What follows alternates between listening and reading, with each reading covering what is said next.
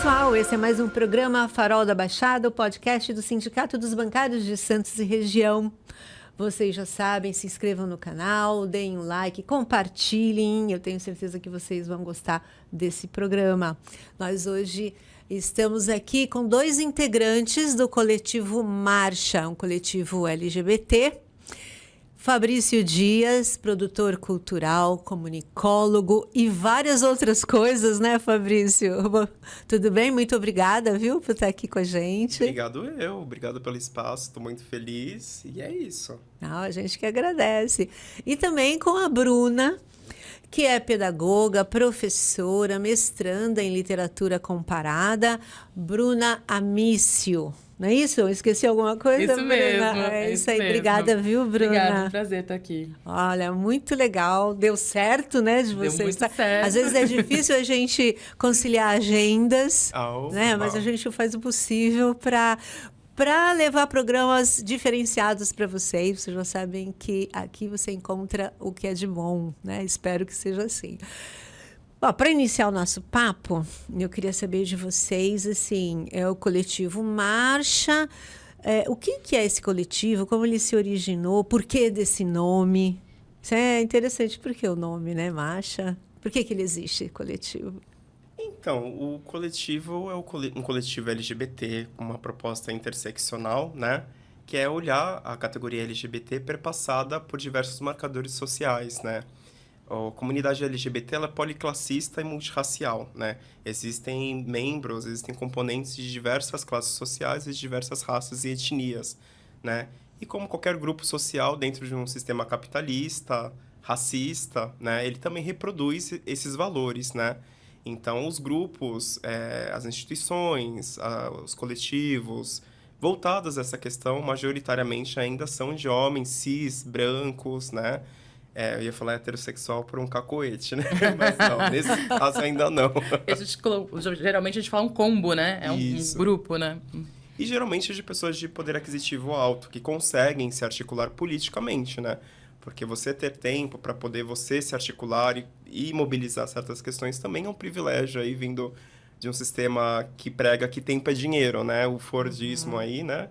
E então, assim, quando a gente vindo de outras camadas sociais, sendo pessoas não brancas, pessoas indígenas, pessoas negras, às vezes têm acesso a esses espaços, não se sentem pertencentes, né?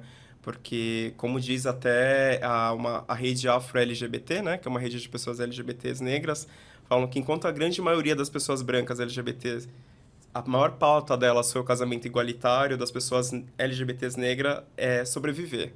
Conseguir um emprego, conseguir pagar as contas.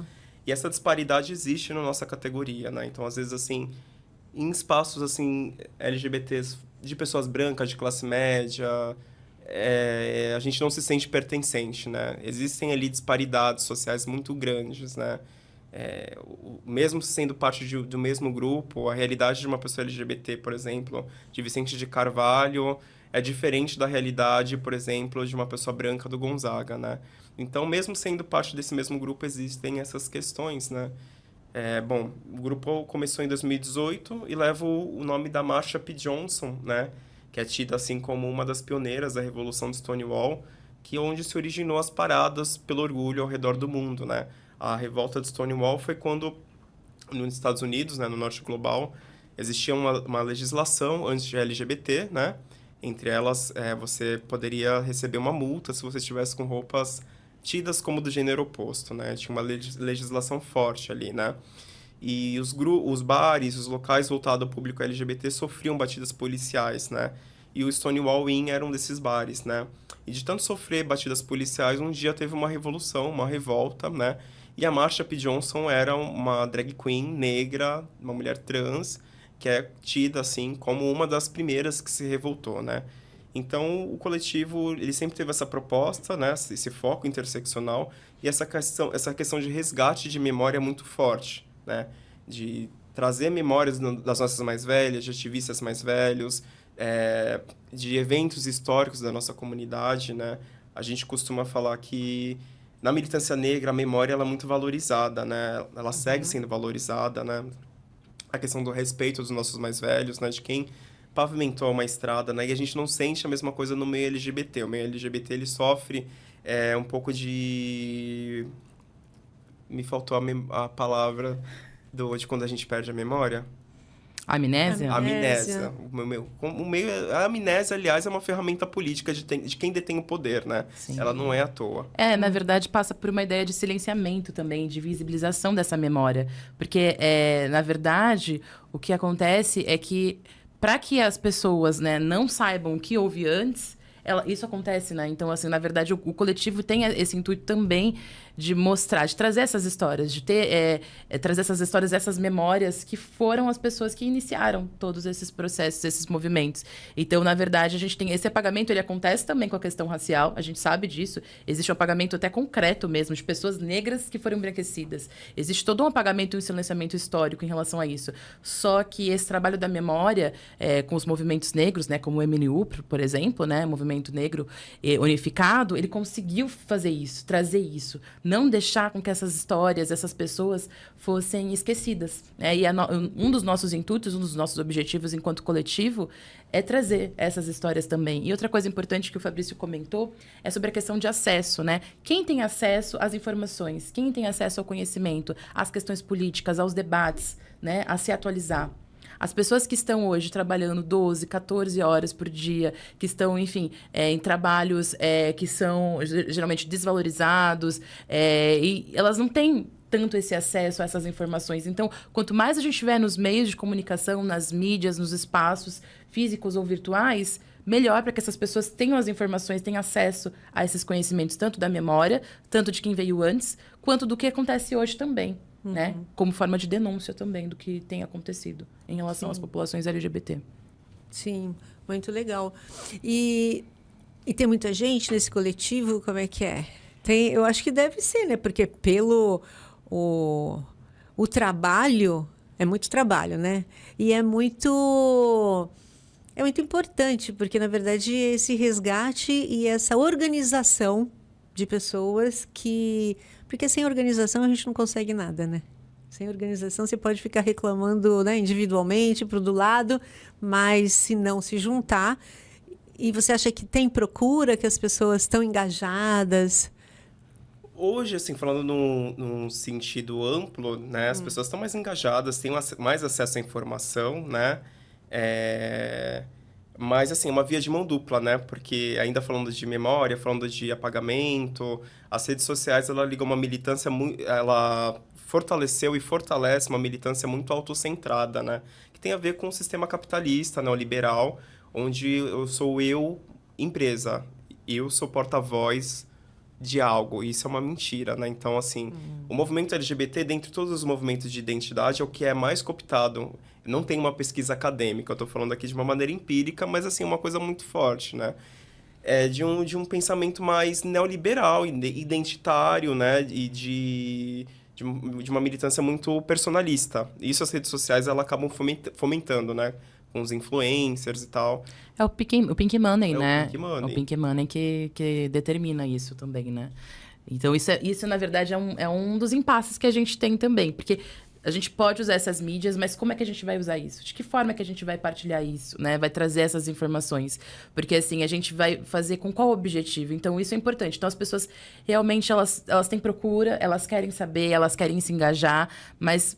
para qual objetivo isso é feito, sabe? Isso é importante. Então, quando a gente fala do nosso coletivo, a gente está falando de intencionalidade. O que a gente faz tem intencionalidade e é um trabalho coletivo, né? Então, assim, a questão do centrado, né, que o Fabrício estava comentando, os projetos que a gente faz, é tudo, enfim, de forma coletiva, com a contribuição de várias pessoas de outros lugares, de ONGs, de outros movimentos. Por isso que a ideia do interseccional, ela tem que ser vista na prática mesmo. Ela é vista enquanto teoria, porque é uma teoria que é a nossa base, né? A gente tem as nossas teóricas como base, mas também é vista na prática, porque a gente vai olhar de forma interseccional para as pessoas com quem a gente trabalha, convive, né? Os vínculos que a gente tem e também a forma como a gente pensa os projetos, né? E as pessoas que estão com a gente. É bastante complexo, né, Bruna? Porque, assim, cada um tem uma necessidade. Através por conta dessa interseccionalidade, né? Cada um, quer dizer, é muito fragmentado. o que te atinge, o que os une é serem LGBT, por exemplo. Mas existem especificidades, né? E aí trabalhar com isso, eu acho que é bastante complexo, né? Não sei. É complexo e não é, né? Porque, por exemplo, no meio LGBT a gente tem, assim, em questão teórica, política, a proeminência são pensadores europeus, né?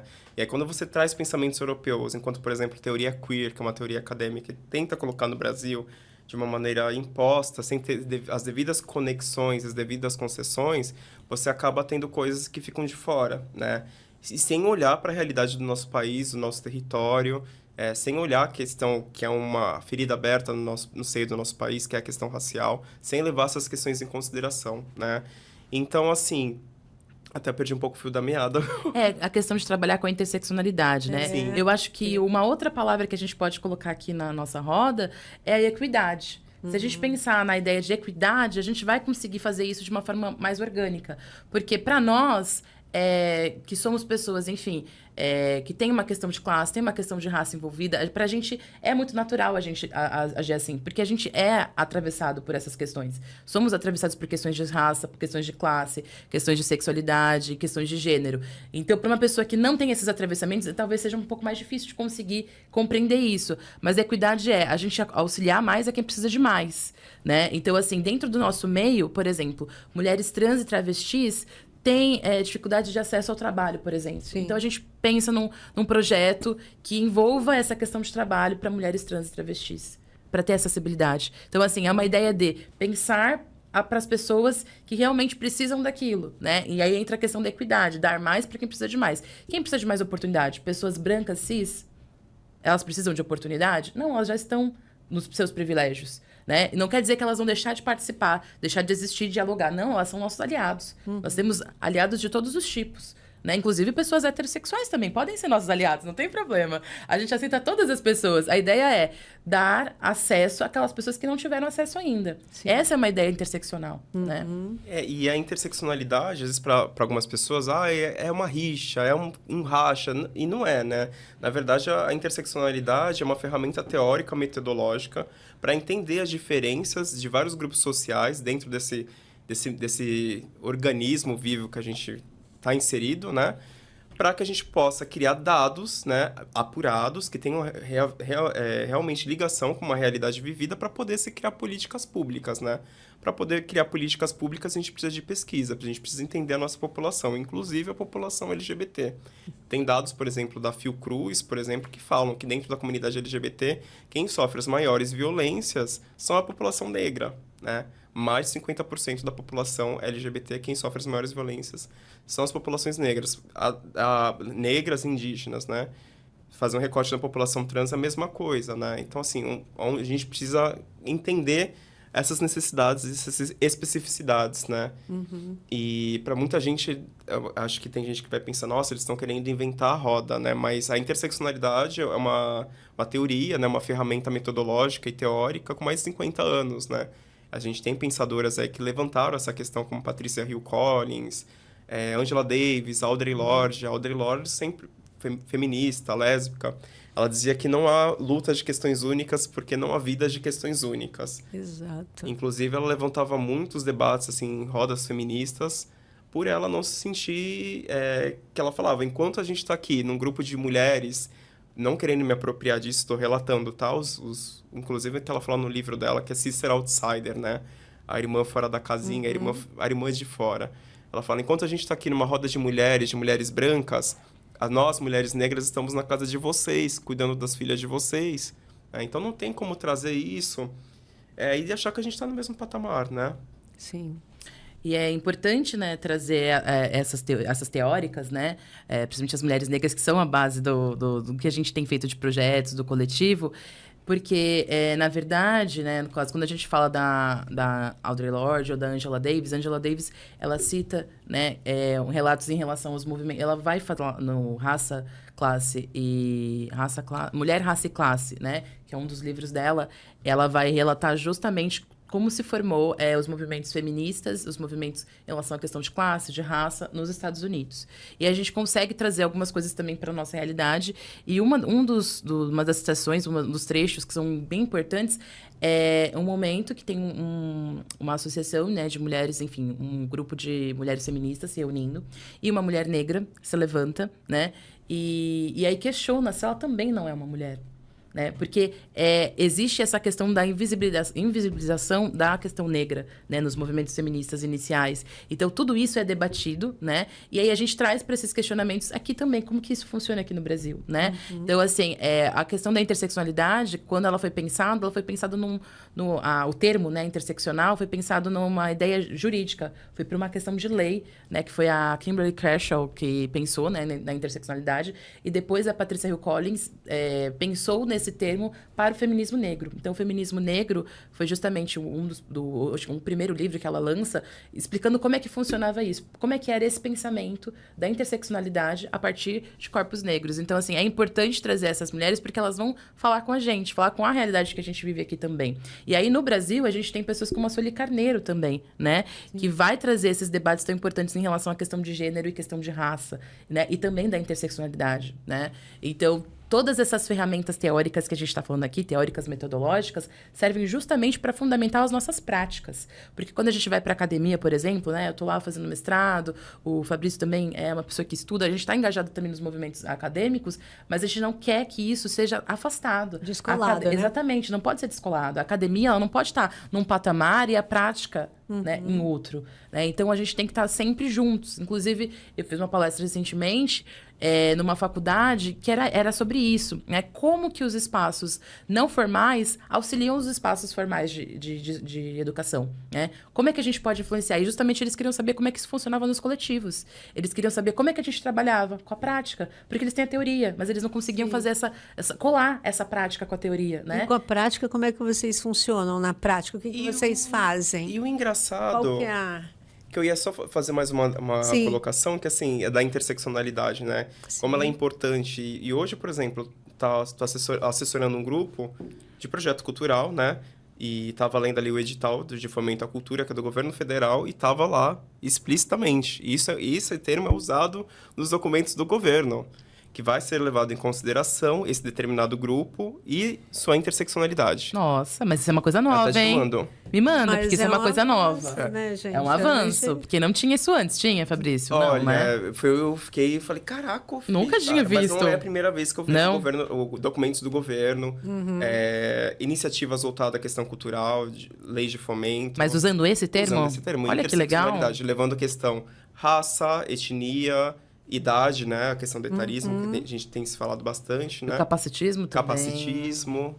Então, são esses... avanços, né? Isso é importante, né? Ter governos que sejam abertos a isso, que conheçam, né? Que tenham técnicos e, né, pessoas capacitadas no seu quadro, que levem em conta e que tenham a mente aberta, digamos assim, que conheçam isso e debatam isso, né, para poder justamente criar avanços lá na ponta, né, quem vai cumprir o edital, né, quem vai criar o projeto, estar incluído, porque às vezes os projetos são muito elitistas, né? Sim. Tem projeto, por exemplo, que eu vi agora da Petrobras, por exemplo, só ME, só empresa, tipo, então assim, continua sendo uma ferramenta de exclusão, não de inclusão. Então, e acaba favorecendo quem desde sempre teve seus direitos assegurados. Porque quem tem uma empresa grande não caiu do céu, né?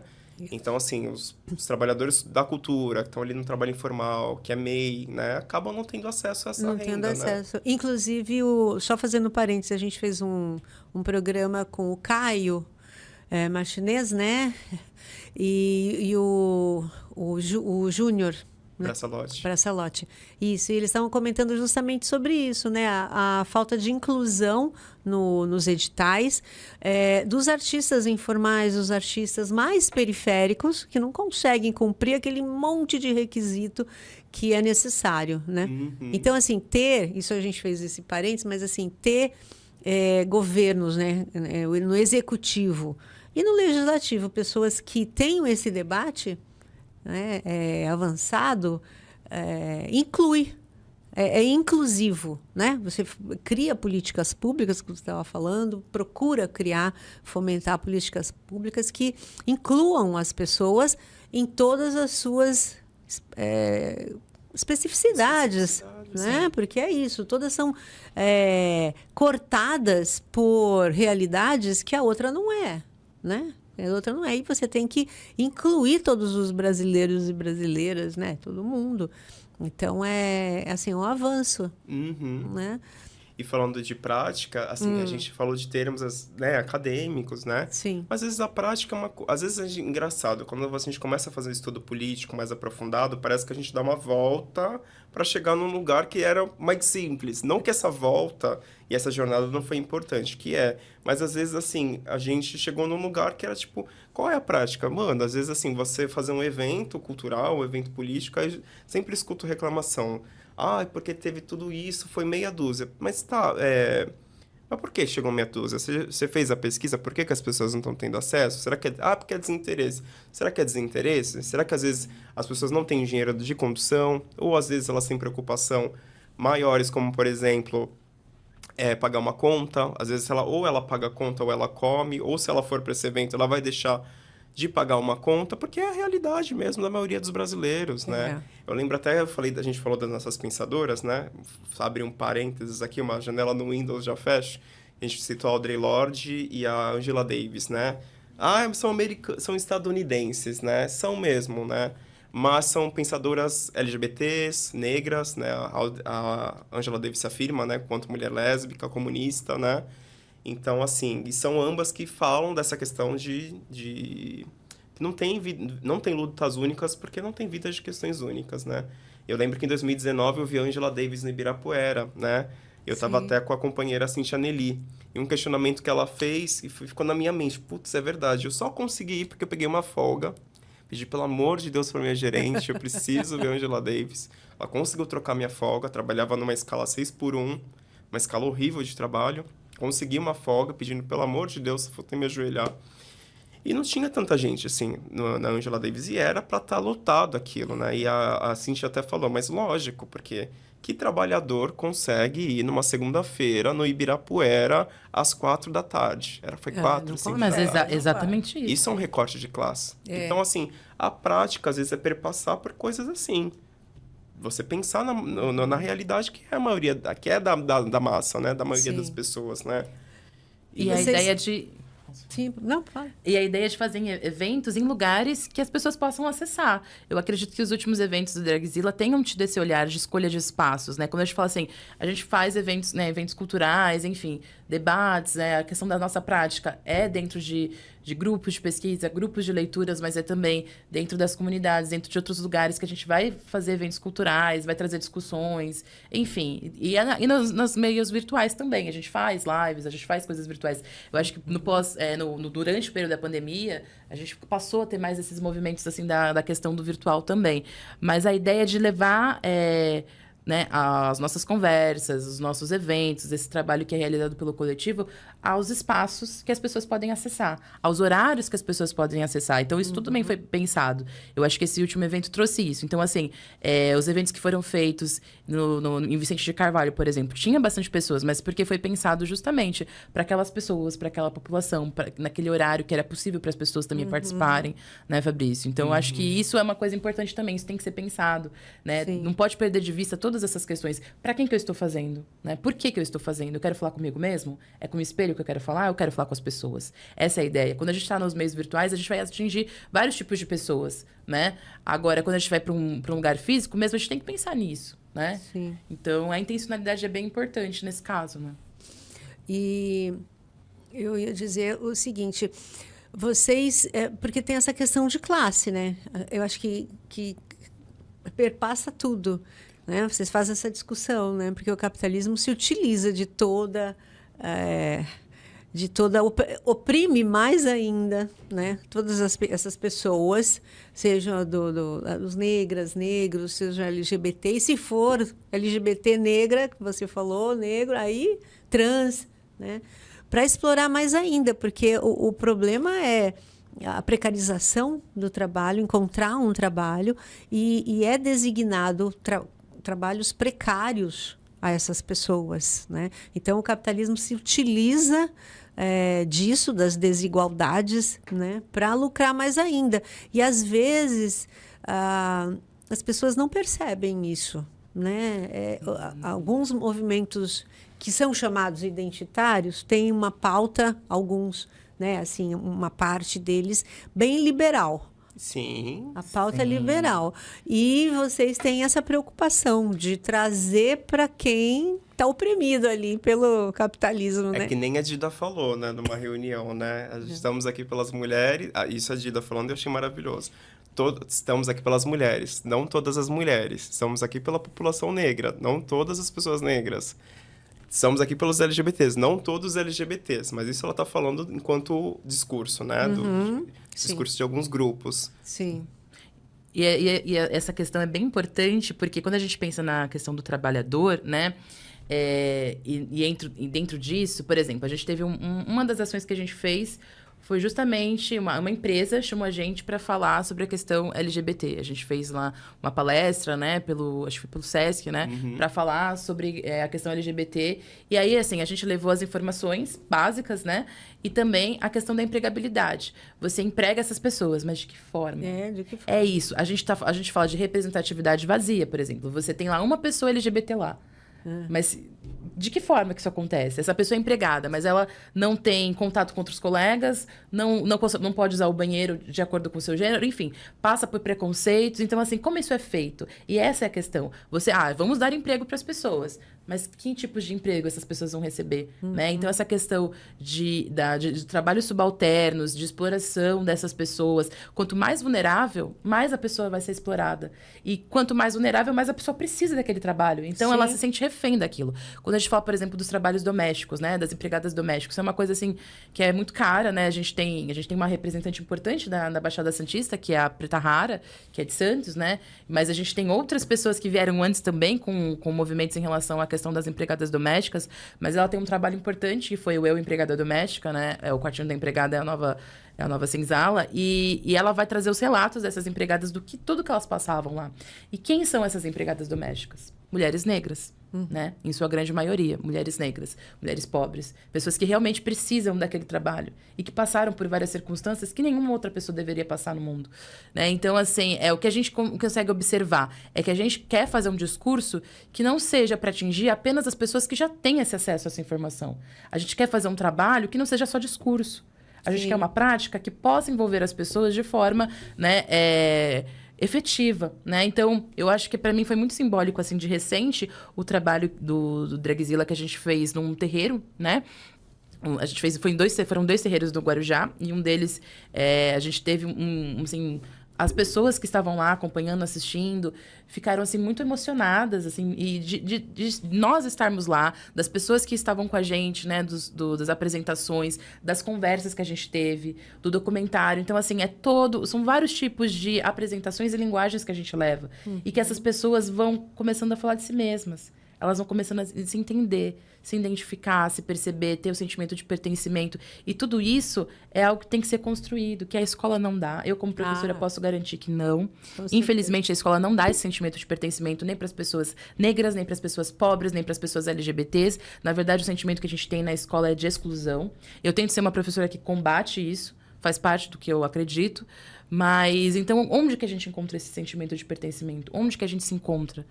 Em que luta? Em que lugar? Em que espaço? São nesses espaços, que são o que a gente chama de espaços não formais, mas que trazem muito mais do que os espaços formais para a questão de cidadania, de identidade, de pertencimento, que é isso que a gente precisa como ser vivo, ser humano, né? E esse projeto que vocês fizeram, Dragzilla, foi bastante sucesso, né? Foi março inteiro, foi o mês todo, não é? De apresentações. Fala mais desse... Foi bem bacana, acho que como a gente estava falando esses dias, parimos, né? Foi um parto. Você imagina um grupo com 16 drag queens, sendo a maioria travesti, monte de pessoas LGBTs. Então, assim, é muita energia. Foi bem interseccional. É muita energia. Foi. Só que foi feito com muito amor, com muito cuidado. Tudo foi pensado com muito carinho, em valorizar não só os artistas e profissionais envolvidos, né, tanto da cultura quanto as performances, como também os espaços foram escolhidos a dedos, assim, né? Tipo assim, fazendo um grande espaço, alugar, sei lá, um trio elétrico. Tipo, um trio elétrico eu não daria, porque o orçamento do projeto não permitia, mas permitiria um lugar mais chique, Mas não faz sentido, não se adequa com a nossa proposta. A gente quer valorizar não só os artistas, mas os espaços de resistência. Tem que ter como eu falei, né, no momento, tipo, nós não somos produtores de show. Somos agente político. A gente está pegando a questão drag como um recorte político dentro da questão LGBT. Então, tem que ter lugares que têm essa questão política aflorada e são espaços de resistência. Por isso que a gente escolheu o Espaço Marielle Franco, né? E os 2 terreiros de Vicente de Carvalho, que é a Associação Estrela do Oriente e a Associação Inzo Tubanci, que além de terreiro, e isso é de praxe de todo o terreiro, porque o terreiro não é só questão espiritual, são espaços de resistência e pontos políticos. E ambos os espaços, como a maioria dos terreiros, fazem trabalho social. E foi muito legal, porque, assim, são momentos como esse... Eu lembro que eu tive essa sensação também em 2018, que a gente fez um Natal comunitário LGBT na Associação dos Cortiços, da Samara, saudosa Samara. E são momentos como esse que a gente fala, putz, é isso que a gente quer atingir. É essa língua que a gente quer falar, é com essas pessoas que a gente quer estar, né?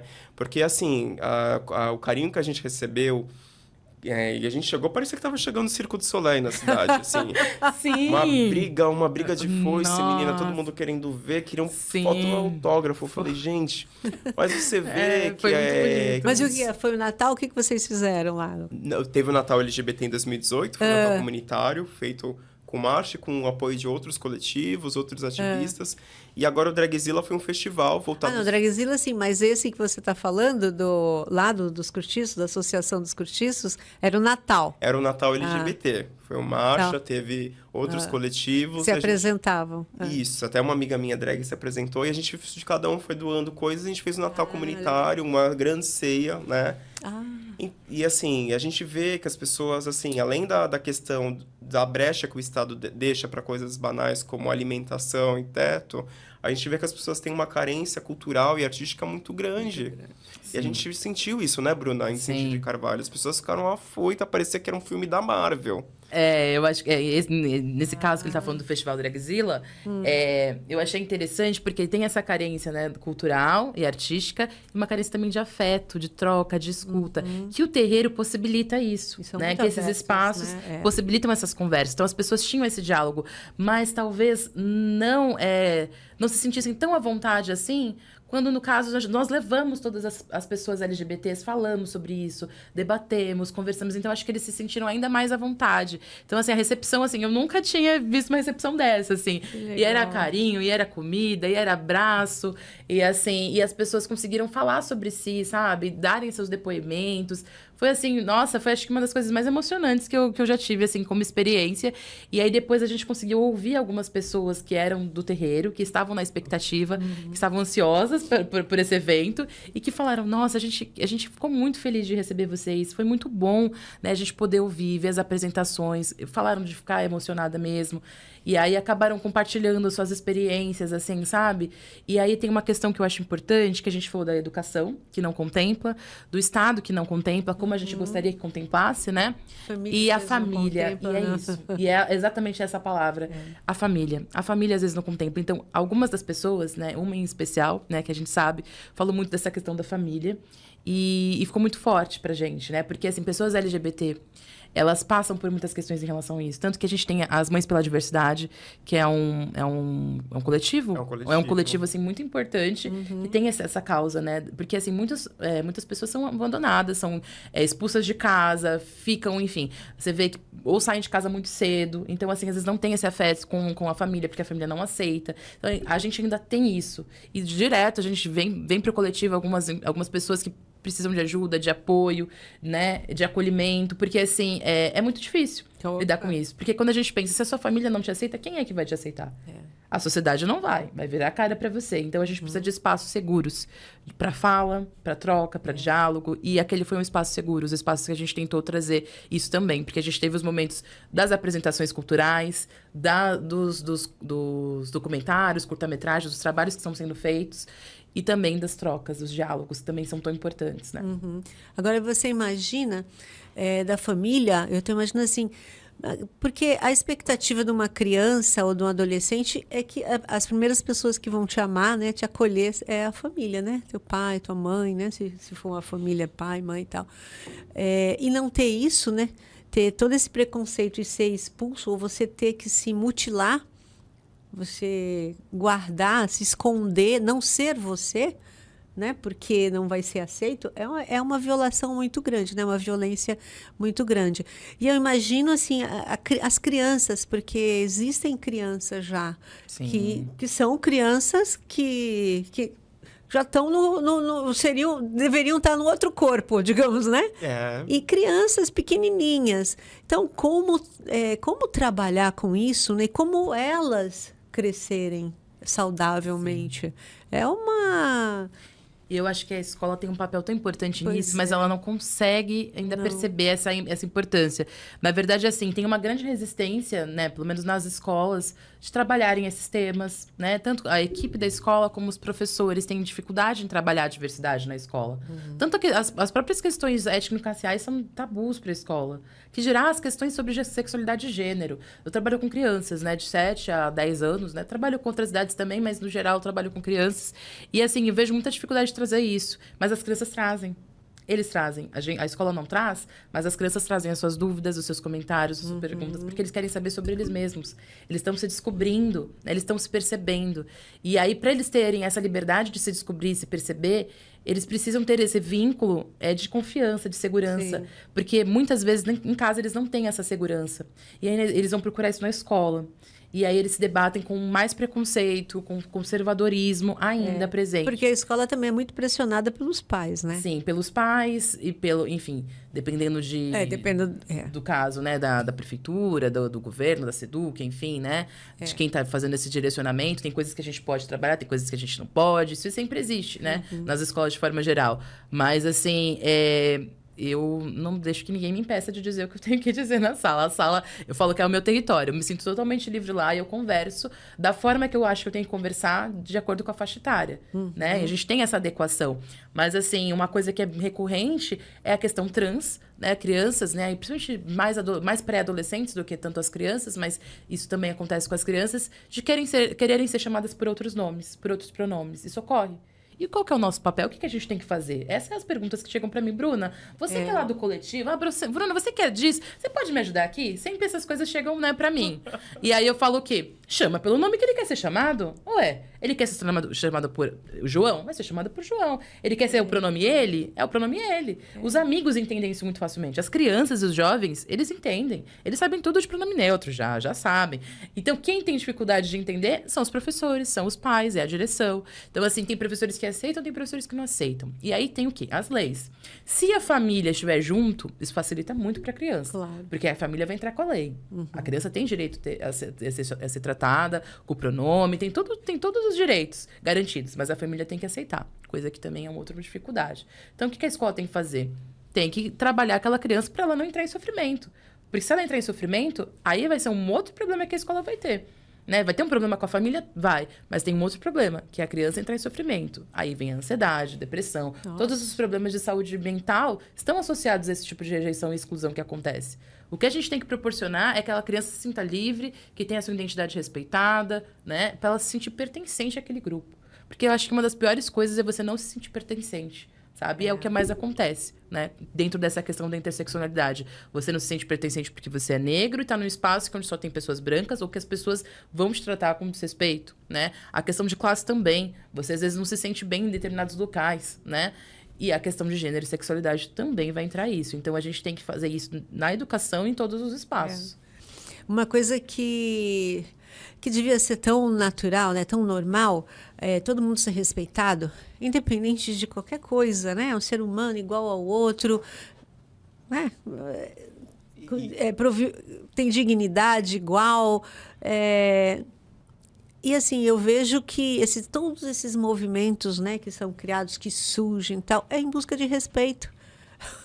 Basicamente. Falando de uma coisa simples, né? Que às vezes a gente tem que dar toda uma volta. E olha, o que a Bruna traz aqui é um ato de coragem, né? Principalmente tratando ainda da questão política que a gente vive a nível mundial, né? O professor, ele precisa receber até insalubridade, né? Porque é um perigo que se corre hoje, né? E assim, falando ainda da escola, da família, que são instituições, né? Que tentam nos adequar a uma lógica, né? Normativa, que vem aí, que é de origem, né? Judaico-cristã e... Então, assim, ainda são lugares, né? São dispositivos, né, de enquadramento, né? E a escola, ela ainda é enviesada como uma questão que precisa ser trabalhada ali, né? O menino, ele tem que, né? Descruza as pernas, fala mais grosso, Sim, né? O sexismo é uma coisa muito presente. Desde a educação infantil a gente vê essa questão do sexismo. Tem um grupo de pesquisa que eu participei na Federal de Cubatão, que eles faziam pesquisa sobre como é que as crianças eram representadas na escola. Em todos os objetos, nos desenhos, nas imagens. Todas as imagens que tinham na escola.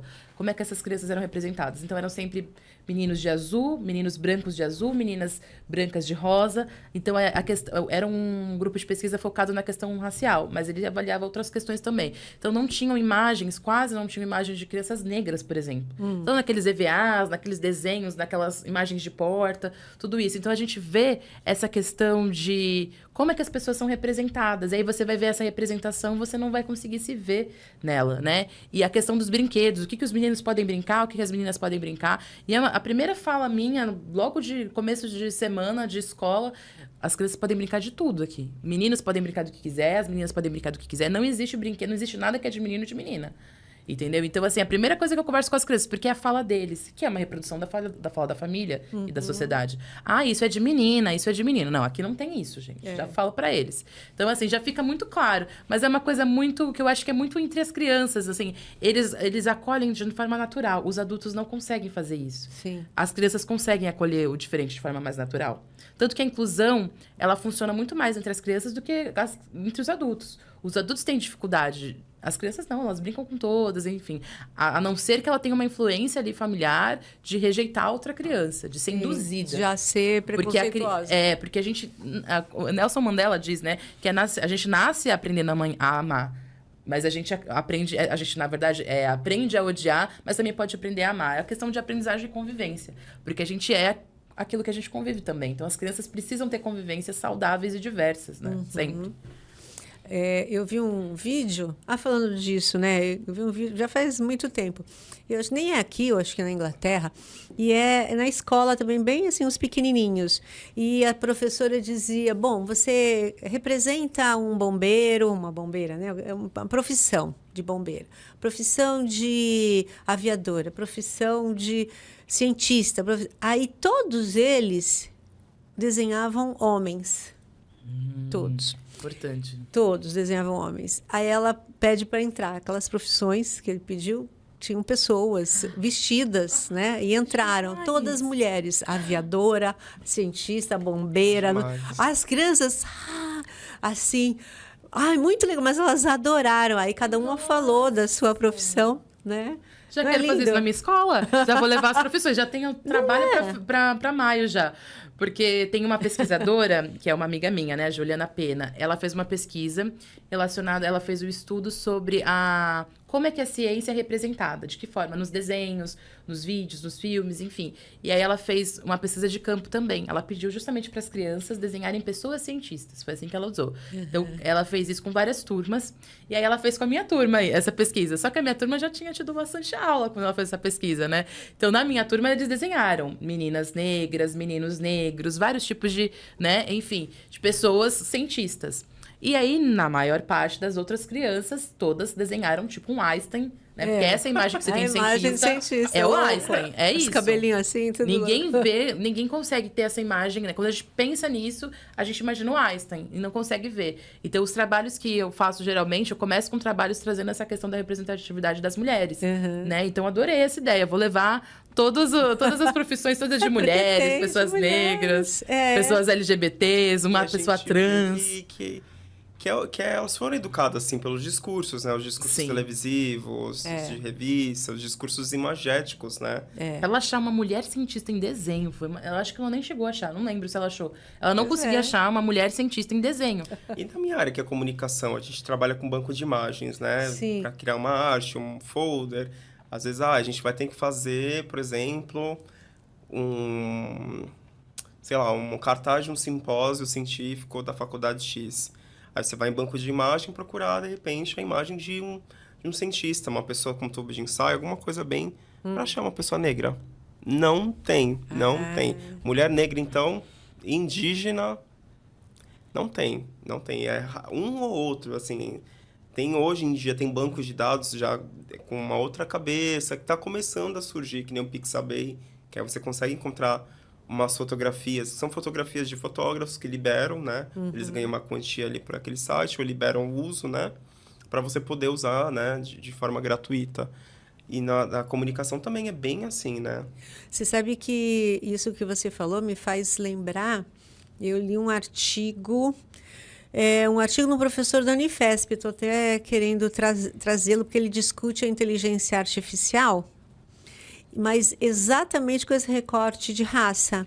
Olha. Porque tem um cientista africano, acho que é africano, ele é negro, né? Ele é negro. E aí ele faz um teste, procura pelo nome desse cientista para que a inteligência artificial mostre a foto dele. Dá ele branco. Como eles colocaram a pessoa, diferente inclusive do original, mas branca, falando numa rua lá da Tunísia, não sei o quê. Todo mundo que eram cientistas, era uma coisa, todo mundo de paletó, isso e aquilo, e brancos. E aí o artigo dele é sobre isso, é muito, muito interessante. O quanto que não tem... Aí ele faz uma correspondência, né? Ele manda dizendo que não, que o cara é negro, não sei o quê. Aí a resposta dela: muito obrigada por você ter atualizado o nosso banco de dados, nossos dados, né? E tal.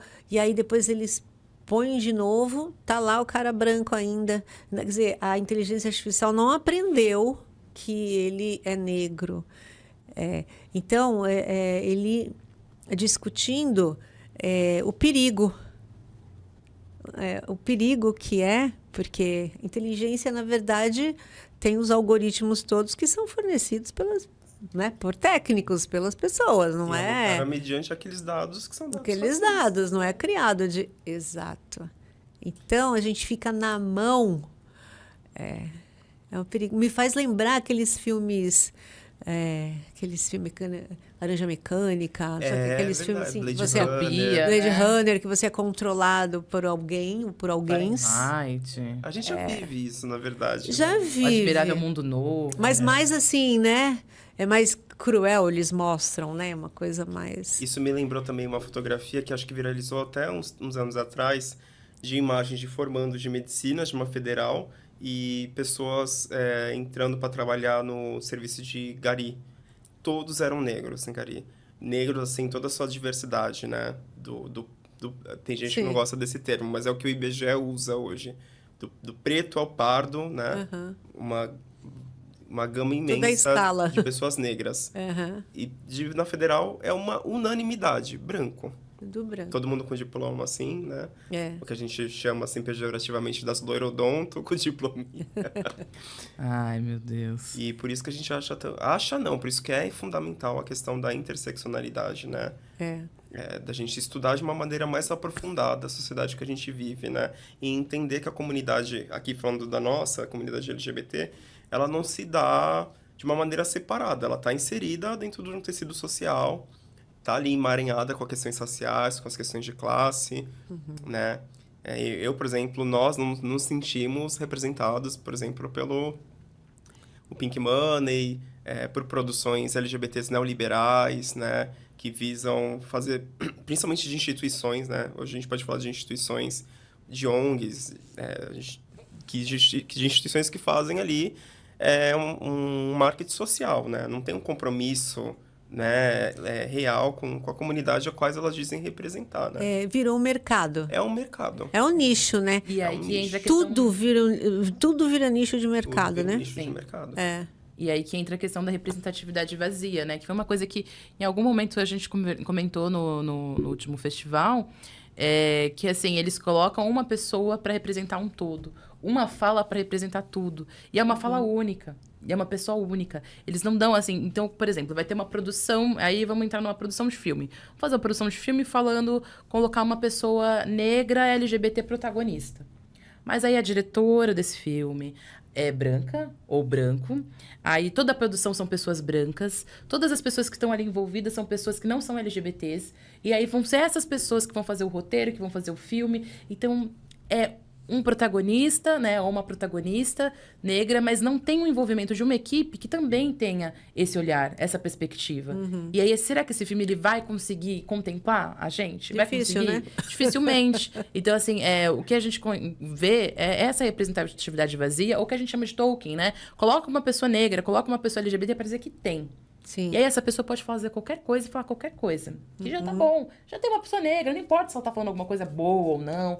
Ela tá ali. É o marketing social. É o marketing social. Muita empresa usa, né? Muita instituição usa, faz o pink washing, que é uma limpeza rosa, para dizer, olha, coloca um LGBT ali, ó, tem LGBT. Coloca uma pessoa negra ali e as pessoas se sujeitam, porque é uma situação que a gente vive sempre foi cada vez mais se precarizando da questão trabalhista. E as pessoas precisam do trabalho e acabam aceitando, e é uma representatividade vazia que não contempla como a gente gostaria, né? A gente gostaria que tivesse mais pessoas por trás também, no caso de um filme, de um festival, de uma cena cultural, enfim, tivesse esse olhar, essa perspectiva de várias pessoas, né? Negras e LGBTs. E o compromisso real, para além de discurso, vem por coisas básicas, como a gente estava falando, de dar toda aquela volta, para às vezes você se tocar de que coisas básicas. A gente está indo para o quarto ano de distribuição de cesta básica, que a gente começou lá em 2020, na pandemia, né? Tem gente que fala, assistencialismo, né? Mas, assim, como você vai falar de uma pessoa pensar em se mobilizar politicamente se ela não tem questões primárias saciadas, que é a fome? Isso até os Panteras Negras, que era um grupo revolucionário, ele tinha um programa de 10 pontos, e um desses pontos era prover a comunidade de alimentos, né? E era um grupo armado, revolucionário, marxista, né? E então, assim, você agir realmente em prol da sua comunidade passa por questões básicas como essa. A gente é um grupo pequeno, a gente conseguiu atingir mais de 200 famílias. Nossa. Isso a gente leva com orgulho, né? Agora, sim, a gente é um grupo de pessoas da sociedade civil, sem grande poder e influência. Agora, o que as instituições grandes que recebem investimento financeiro de empresas, né? Empresas estrangeiras poderiam fazer, revolucionaria uma comunidade, né? A gente já fez grupo de estudo para intensivão, para o Enem, para quem fosse pleitear a faculdade, seja pelo ProUni, né, bolsa, ou seja pelo SISU. Então, isso para a gente é a prática, né? A gente já faz grupo de estudo teórico, a gente fez o estudo Mulheres, Raça e Classe. Sim, e a gente fez também um grupo de leitura, né? Eu acho que no período da pandemia, as pessoas precisavam muito conversar, trocar. E aí a gente pensou num grupo tanto para estudar Angela Davis e um grupo de literatura mesmo, de literatura LGBT. Né? Então a gente pensou em um livro para cada mês e a gente fazia essa leitura, essa troca virtualmente. Então tinha pessoas de vários lugares, de estados diferentes. Enfim, eram livros que a gente pensava dentro dessa questão da interseccionalidade. Então eram pessoas LGBTs, pessoas negras, enfim, de várias origens, também literatura africana. Então foi uma coisa, um trabalho bacana, que envolveu também essa questão cultural, educacional, literária, enfim. Abordamos vários temas, porque assim, a literatura, ela não tem uma função, porque ela é como arte, mas ela vai ajudar na sensibilização, na humanização, e a gente conseguiu trabalhar vários temas a partir da literatura. Claro. Eu acho que ela é uma ponte, inclusive é a ponte que eu uso para falar com os meus alunos sobre qualquer tema que seja mais sensível, por exemplo, né? O luto, por exemplo, a gente pode falar a partir da literatura, né? Então, a gente foi fazendo movimentos e trocas importantes, e conhecendo também outras pessoas também, outros coletivos e grupos, né? Fazendo parcerias também com outras pessoas, que é importante também. Muito né? legal, parabéns. E assim, e quais os outros projetos que vocês já fizeram bastante coisa, mas tem alguma coisa já engatilhada que vocês estão pensando? A gente não para, né? Assim, a gente oscila, né? Tem, inclusive, dentro do grupo, ele é bem rotativo. Já teve 5 pessoas, 4 pessoas. A última vez agora era eu, a Bruna e o Jefferson, né? Que é professor também. Ele falou, gente, eu preciso dar um tempo. Ele professor, 2 cargos públicos, dando aula de manhã à noite. Falou, gente, eu vou surtar. E ele é taurino, a gente gêmeos. Blá, blá, blá.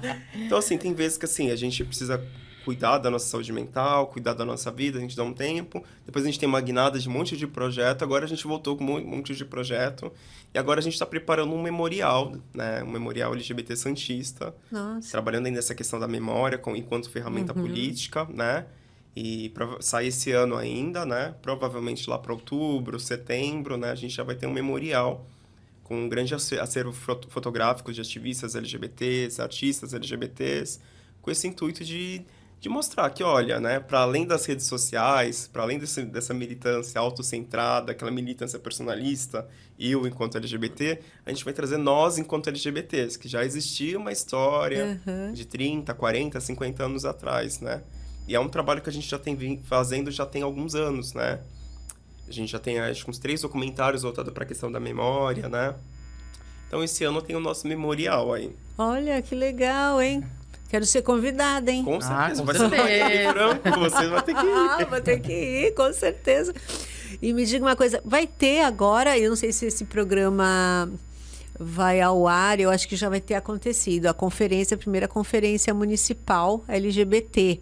Né? Mas assim, qual é a expectativa que vocês têm? Vocês vão participar ou estão de olho? Sim, estamos de olho. É em parceria da Codiver, né? Que é a Coordenadoria de Diversidade da Prefeitura de Santos. Aí menciono a querida Tayane Miak, uma ativista muito importante para a região, né? E com o LGBT, o Conselho Municipal de Políticas LGBTs, que inclusive, antes de virar conselho, era uma comissão, né? Eu cheguei a fazer parte dessa comissão, a Comissão da Diversidade Sexual, que existiu aí por conta do trabalho da Tayane, né? Desde 2012, né? Então, acho que vem muita coisa boa aí, é muito importante. Santos, né? Politicamente falando da questão LGBT, é uma cidade que está sendo pioneira, né? Trazendo essa questão política bem aflorada, né?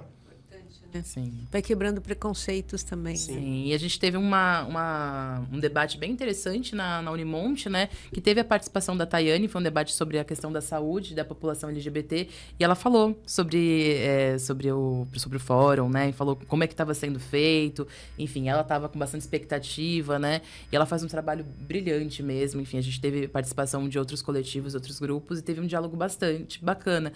E aí a gente conseguiu perceber, né? Os alunos e alunas, enfim, os estudantes estavam lá, assim, também na expectativa, né?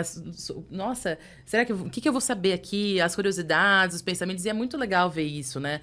Porque tem muitas coisas que eles ainda não sabem, por mais que a gente tenha acesso, ou que sabem, mas querem ouvir, querem discutir, querem perguntar também, tem curiosidade, então foi bom, foi uma conversa importante, né? E aí ela trouxe também toda a questão de leis, todos os avanços de Santos, que foi bem bacana, né? A gente costuma falar que aqui na Baixada não...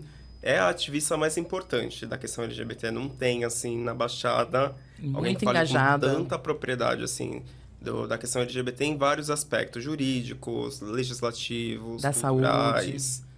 E ela faz um trabalho desde... aliás, antes de 2000... bem antes, né? 2007, já lembro da Tayane já... né? Tá ali com as mulheres ali na rua. Tá ali com o povo na rua mesmo, né? No chão, pisando no mesmo chão. Falando da mesma língua, né? Isso tem todo um diferencial, né? Falando ali com as mulheres ali, trabalhadoras do sexo, levando insumos, né? Foi a pessoa que criou, que lutou para criar a lei, né? De respeito ao nome social em repartições públicas, né? Foi uma das pessoas que lutou para ter um ambulatório de especialidades trans aqui em Santos. Então, eu acho que essa junção aí do com LGBT e da Codiver vem coisa boa aí, né? Então...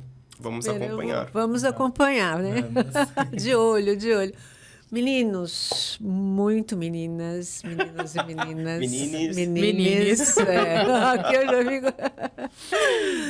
Vocês... Tem mais alguma coisa que vocês querem falar? Algo que ficou para trás e que é muito importante? Vou saber. Como é que eu encontro vocês nas redes sociais, telefone, Instagram, Face, o que Como é que eu encontro o Coletivo Marcha? Então, acho que hoje a gente usa mais o Instagram, né? Sim. Que é coletivo_marcha, né? Com SH, né? No YouTube também é a mesma coisa. No YouTube as pessoas vão ter acesso a algumas atividades que a gente fez, palestra, roda de conversa, tem tudo lá. E seguem a gente, chama a gente para tomar um café, tomar uma Sim, pra cerveja. Uma cerveja conversar. é melhor, né? Para fazer uma roda de conversa, para trocar também. Legal. É importante. As escolas também, né? Se quiser, né, nosso apoio para alguma questão, a gente pode ir conversar também, né? Tirar dúvidas, ajudar. Eu acho que é importante essa questão da formação dos professores, nessa questão da diversidade de forma geral. Então, também tem um projeto em vista sobre isso, sobre a formação, né, dos professores para a questão da diversidade. Então, a gente tem conversado bastante sobre isso, que eu tenho sentido essa necessidade e o coletivo tem bastante coisa para compartilhar, né? Então, a gente pode fazer essa troca, vai ser bacana. Então, é uma ideia para o futuro também. É isso Acompanha aí. a gente que vem muita coisa boa aí. Muita coisa, com certeza, gente. Eu sei que vocês gostaram, deem um like, se inscrevam no canal, compartilhem, que é produto diferenciado, né? É conteúdo diferenciado, tá bom? Eu quero agradecer, viu, Fabrício? Bruna, desculpa, já tô no final aqui. Bruna, viu? Muito obrigada por vocês terem vindo, foi muito legal. Viu? Agradecemos Obrigado o convite, a né? Foi maravilhoso. Pelo espaço aí. Sim. Agradecemos, Eneida. Muito obrigado. Valeu, gente. Até quinta, beijos. Tchau, tchau. Tchau.